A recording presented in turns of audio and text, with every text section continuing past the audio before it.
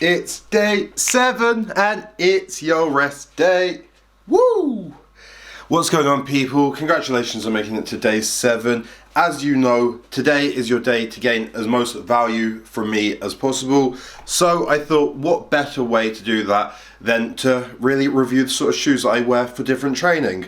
So I've got 3 on show for you today, and I'm going to run through them, what I like about them and what I don't like about them. So starting with the brand new Nike Air Zoom Super Reps. They are dope. Then we've got the cheap feelers. Everyone knows these from year 5, year 6, when people used to blag these as a black school shoe. And then we have the Nike RNs, quite a cheap shoe, but they're made for running and they've served me well. A bit battered, but you know how it is. Okay, let's start with shoes for high intensity training. So I know when I started training, a big problem was that my foot used to cramp, and it used to cramp bad. Anytime I do high knees, anytime I would flex it, it would feel like, and it was some serious pain. And as I've kind of been doing this more and more, I've been thinking and looking into it, researching what sort of shoes I should be using. Do not use running shoes for high intensity. It is the worst thing you can possibly do. It will cause a ridiculous amount of cramp. They're not made for them. Stick to running if you're using them. Then we've got the 2 kind of price points. If I'm doing high intensity training, what sort of shoe do I really want from this? So I once actually forgot my shoes before a training session. I went to JD Sports and I picked these feelers up for 25 quid. Like, a cheap shoe.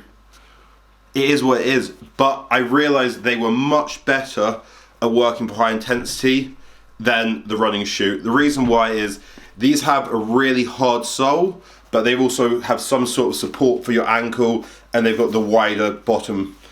That is ridiculously important, because if you're doing lunges and if you're doing movements, you want that foot to be sturdy, and you want to be able to make an impression on the ground where you have balance and you can really feel like you're in control of every movement, especially if they're dynamic. Then we have the high-end pair. These set me back £105 off the Nike website. They took like a month to arrive. They're apparently really in demand, and I think they look pretty cool. A huge negative about this shoe, which I personally dislike, and I know it's sort of the lazy man's thing to do, but I really don't like the interior on them and the laces. And by that I mean this. This little bit is like the devil. This little bit is something that digs into your foot when you're working out, when you're walking, and it's a huge problem. I could relace them, but the fact is they're quite cool. Overall, I've actually loved them a lot. The first few days of wearing the Zoom Super Reps were a bit of an issue. They were uncomfortable, but the more you mold into them, they become a lot more comfortable. And a huge issue I have is that when you search them on YouTube, the first thing that comes up is this negative review saying, don't buy these shoes. But I honestly think that guy's just kind of looking for a bit of clout somewhere, because I absolutely love these shoes.